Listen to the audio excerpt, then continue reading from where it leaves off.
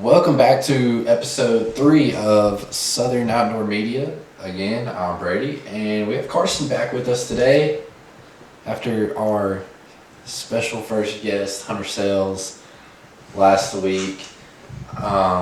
Nothing like serious to talk about. We're just going to talk about life. We had a tragic incident happen to us tonight while we were trying to enjoy our 50-cent wings.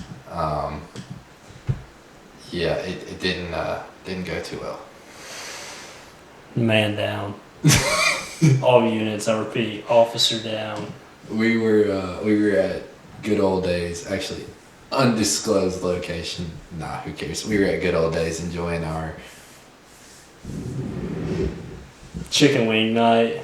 Yeah, our 50 centers. And we're sitting there, we got our food and we're enjoying our wings, and the waitress decides to throw an entire table's worth of food in my lap. In Carson's lap.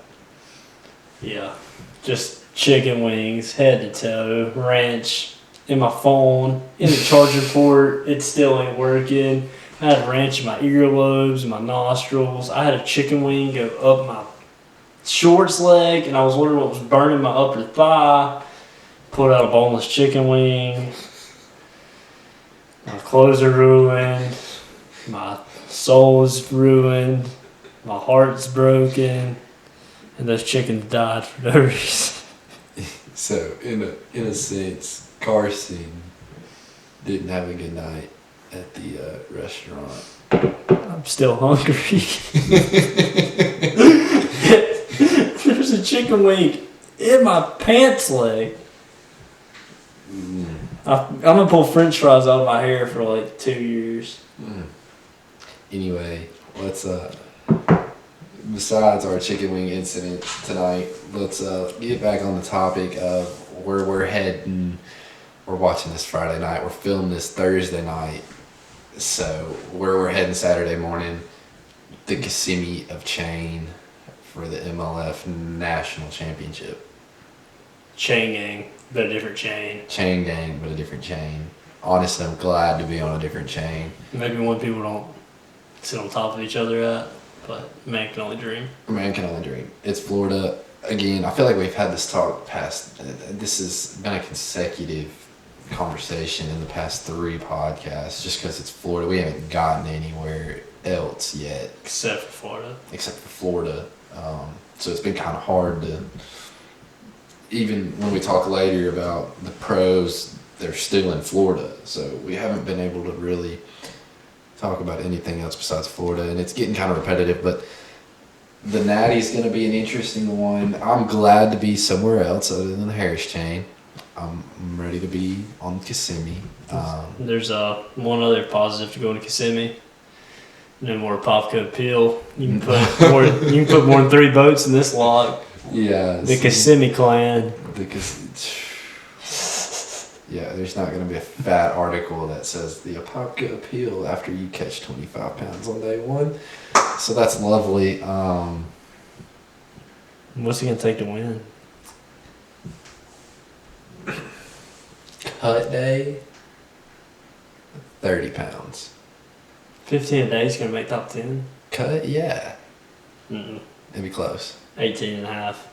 Top 10. We'll see. It's going to be 90 degrees all 3 days of the tournament in Florida. It's going to take 18 to make top 10. I don't know if that's necessarily helping. We'll see. Weights are getting better. Weights have been bad all week down there on MLF. Yeah, it's been awful. Watching those guys down there on the B.A.S.S Pro Tour. But it seems to be getting, today there was 7, I guess, like I said, there was 7 bags caught out of qualifying round B, day 2. 7 bags over 20 pounds, so that's interesting. It's getting better. That's the most they've had. It's getting way better. So I think winning weight, let's go 65. That's what I'm setting on. This will be interesting right here. Let's see. But I don't know. I could see, 65 winning. That's what, 21 and a half a day. I think it might be more, honestly. Well, We're not gonna. I thought we were gonna be close to a full moon. We're missing. We're on a new moon. Yeah. What's it? They spawn on a new moon. Not as good as that full one. No, but we'll see. It'll be interesting. There'll be some bass on the bank. There'll be. It's late February in Florida. They're getting to the point they're tired of eggs being in their stomach. Yeah, and we're getting a warmer trend Yeah. on a new moon. So I think it'll be fun. I think it'll be fine. That like I said, that turns us towards more of. It seems kind of like Toho's doing better, but who knows? Might change by the day. Whenever we got down there to Florida, it was different a week later when the Toyota guys got there. Yeah, yeah. So they're there before us this time. By the time we get there, Cypress could be on fire in one of them other lakes, or it might be more of a flipping deal or more of an offshore grass deal. I don't know. We're going to have a day and a half, get down there and poke around, communicate with inside our team, and just see what happens. Day and a half. That's what's crazy. That's good. It makes you fish by instincts a whole lot more than somebody going down there and having 2 whole weeks of practice. Yeah, it's different. I like it, honestly. I'm not against it. It's different from what we're used to, but then again, I don't see anything wrong with it. I think it's a good way to throw a bunch of guys on a body of water and find out who's going to be able to figure out how to go catch them. Because you could roll into day one possibly still not having a single idea except for the water you've eliminated. And then, or like some of the water you might have eliminated at 9 a.m. on Monday morning might be for somebody who wins the tournament Tuesday at 3 o'clock. It's Florida. They pull up by the second and they come in waves. If there's one big one on the bank, there's probably 100 big ones on the bank. It's just, I don't know. It's all who adopts their cricket the right way. Mm-hmm. Let's talk a little controversy. Have you seen that 1703 that came out of Ivy? Yes. All the controversy around it. You see the video? Yes. You think that guy snag hooked it on scope? I mean, he took like 10 steps backwards because it was under strong motor and then set the hook. It's plausible. I don't know. I don't know. It's crazy. 1703. That's a lake record. Nah, it was 1710. Oh no, it was the one caught. Which lake was the lake record caught on? I don't know, but OHIV had Josh Jones's buddy last year caught a 1710. Yes.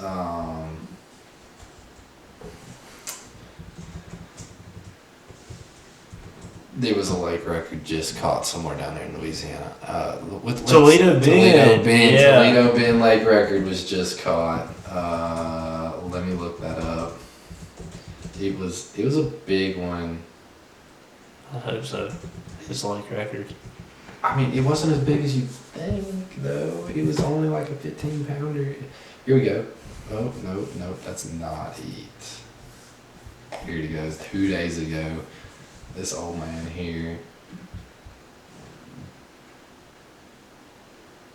A 1567. New lake record. I'll take that in 5 of them. I would take that in 5 of them. And let's talk about our team tournament last night. What happened there? So, for any of y'all that decide to reweigh your fish, they don't ever. Unless you're Bobby Lane, they somehow get bigger. But they don't ever get bigger. Last night, me and Brady fished against each other in the tournament. A Wednesday nighter on Cherokee. He told me he had about 7.5 pounds, and I said I had about 7.5 pounds. And I looked at his fish, and he looked at mine, and we knew it was either an ounce either way. And yeah, he put his on the scale, and it said 17.69. 17? Whoa. Yeah, it was 759. I had 759. Something like that. And Carson comes behind, throws his on the scale, and it says 759. And he says, I want to reweigh them. And they flopped around in the basket a few more times and shook a little water and ended at 753. So I ended up taking home my winnings. Yeah, and I became first loser, but household's down. First and second, again. First and second, the household holds down. the Derbs. We won't be here for next week, so we're gonna be chasing bigger things, which is fine. We don't catch what we had in 3 and one of them. Okay, I don't know if you've read through what you get for being winning. Yeah. First place boat, second place boat. We can finish first, second. Let's get a boat. I'll take a boat. I don't care if it's 17 foot or 18 foot. I'll take a boat. I don't care if it's a John boat. Yeah, so MLF doing some big things. That's awesome. And then winner gets to go to Toyota, and then highest finish in the Toyota gets to go to Red Crest. And first and second get their Toyotas paid for, and third I think third gets theirs paid for too. I think top 3 they'll pay for all your Toyotas the next year. And they're doing cash money in college fishing. That needs to happen a lot more often. A lot of big money. We're burning up the same amount of roads as everybody else, and if anything, we're bringing just as much. We bring in more advertisement. We bring in. I wouldn't say we necessarily bring in as much advertisement because we don't have the yeah, we don't have the advertisement. But when it comes to bringing in money, we've got 2 guys per boat, and we've got 275 boats compared to 100 boats, and then we got parents that come and stay in hotels, and grandparents come stay in hotels, and then online watching weigh-ins. We've got family all across, and it's just, I don't know, we bring a lot of money to the organization, to the town that we're in, so you would think maybe they could throw a little money up there for us. It would be polite of them. Okay, so that brings us in. Let's talk a little more about the Bass Pro Tour. We talked about that earlier. Those guys have been down there. Both A and B have fished for 2 days. They've been down there for 4 days. People watching this will say it's on their 5th day, going into their 6th day. Weights have been terrible until today. They've been awful. Really bad for that kind of fishery. I don't know what's going on. I mean, it was hurricane. Cold. It's been cold, a little hurricane. Hurricane force winds. It pushed a lot of mats around. It pushed a lot of dirty water in places that shouldn't be dirty. Yeah, so I think they just got some fish gotta resettle back in and settle back down and get to going to what they're supposed to be doing and get their minds right. I think it'll be happening over the next 4 days. Sometime it's gonna happen. It's gonna happen. It's got to. I mean, if they don't eat, they'll starve. Yeah, and it's gonna be warm. It's gonna be hot. Actually, it ain't gonna be warm. It's gonna be 90. It's gonna be hot. But not even warm. I mean, this kind of shows you something. Everybody says that Florida, you can follow the spawn and all that all the way up, and everybody talks about how tough Okeechobee is. But looking at these weights, 11 bags over 20. Yeah. You've got 18 bags over 18. I think like 16 or no, 14, 15 is the cut line. But they got all another day. And the invitational guys were just there. Yeah. And didn't really catch them. Not like that. I mean, they still caught them, but not 11 bags over 20 though. That's what's crazy. So there was that first day. Yeah. So we'll see what it turns out to be tomorrow. I don't know. I think guys are still catching them. It might just be moving its way on up the coast, and it might hit us perfect on the head. I think we already had a little spurt come through, and now we're circling back through. I think that wave that we saw pull up while we were at the Harris Chain wasn't the wave we thought it would be, but it was a wave. Like, there's no question about it. Yeah, because there was a wave in December before we got there. Yeah. Because as soon as we got there, late December, 1st of January, it got cold. And then we had another wave, and then it's been cold again. And look where we're at now, we're hitting another wave. So I think we're going to get our 3rd wave, and we're going to time it perfectly again. And hopefully it goes right. Like we said, the Bass, they're open. Both, it's Bass Pro Tours and Bass's openers for the Bass Pro Tour and the Elites. Bass, again, is showing out. A bunch of new guys. A couple of them rookies had some good bags. There was 5 bags over 20 that final day in the Tackle Warehouse Invitational on Okeechobee. So Okeechobee's just fishing good. good. It's really Okeechobee. Good. People have been saying it hasn't been fishing good, but yeah, it's still the beast it's always been. Yeah, pretty much. That's just how it is, though. So we'll see. It'll be interesting. Day 1, there's 15 bags over 20. 15. Wow. I didn't know that. Yeah. But that's a bigger field, too. I mean, you got to think, like, there's 50 extra guys. Yeah. What's crazy to me is like you start watching Bass Pro Tour, we're watching all these elites and these pros and everything, and you're starting to like know a bunch of them, like that you fished against. Yeah. From college, like it's starting to. I mean, like on Bass Pro Tour, like Cole Floyd's a young one, Jacob Wall, all them boys are like 4 years older than we are. Yeah, so it's starting to cycle through, and that's what's crazy. 'Cause you never really think of it that way until it happens. Until it starts happening, and then you're witnessing guys that you were senior in high school and you were watching them fish college, wishing you were fishing college, and now you're fishing college, and now they're fishing in the elites. Yeah. The Bass Pro Tour, which is crazy. So. And the guys we used to sit around in our diapers and watch on TV are starting to retire. Like retire. KVD. KVD. Let's talk. Okay, yeah. That was not a topic for tonight, but KVD retiring. Yeah, I thought for sure we would see old Rick Clun go out before KVD, but Rick Clun's gonna do it till they put him in a casket and carry him away. He's got to be 112. He's still doing good. Which I mean, KVD's still doing. KVD he messed up on day one of his opening retirement year, but day two was swung for the fences and caught a big bag. Didn't make it, but what do you have today? 22. He caught 7 and a 6 and a 3, and then the 2 1-pounders. No way. Yeah, had a big bag today. Only had 7 pounds at day one, but. Daggone, he had 20 of it. Yeah. With a 709 biggin. Had a big bag today. But I wonder, like, what do you think he's going to do in the future? Commentate. What do you think he's just? Here's my prediction. Commentate MLF? No, this is my prediction. I think Tommy Sanders is going to retire, and Kevin Van Dam's going to take his spot. Oh. But that's a bold prediction. I can't see the future. If anybody's watching this and says that to Tommy Sanders, I hope you're around for at least 20 more years.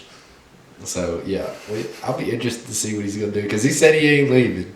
He's leaving. He's retiring. I'm not leaving. He's retiring, but he's not leaving. Like Jordan Belford. So we'll see. It'll be interesting, just because that's a name. You don't even have to bass fish to know that name. You see it when you walk around Walmart. Yeah. So that's that'll be interesting to see where that goes and see what happens with that. But yeah, I think that's about wrapping up everything we have to talk about tonight. There ain't much more. Mm-hmm. We go to Florida. We get back from Florida. We'll probably talk about Florida one last time. And I hope that there's like trophy so big you can't even see the wall. We need to work on a little trophy case or something.